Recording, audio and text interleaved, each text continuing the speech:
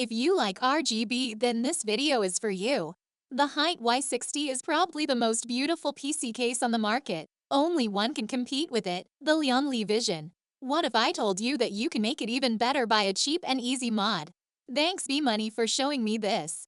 I did this mod before, and many people asked me about how I did it. And to be honest, I did it in the lazy way, thinking it's not going to be visible if I leave some excess strip there, but it was. So now after a long time, I'm fixing it up and sharing with you how to do it properly.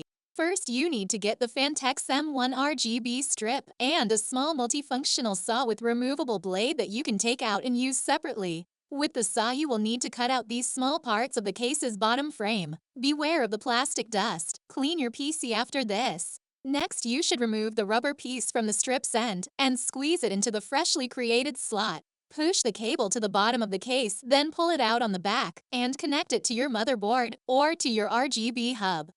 After this, you should align the strip with the slot and measure the needed length, then mark it for yourself.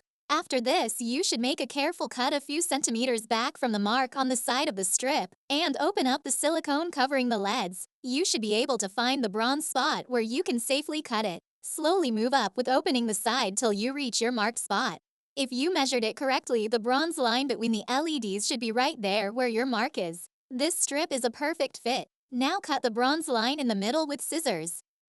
It's time for the finishing touch. Squeeze the whole strip into the slot deep enough that only the slightly transparent diffuser layer stays above.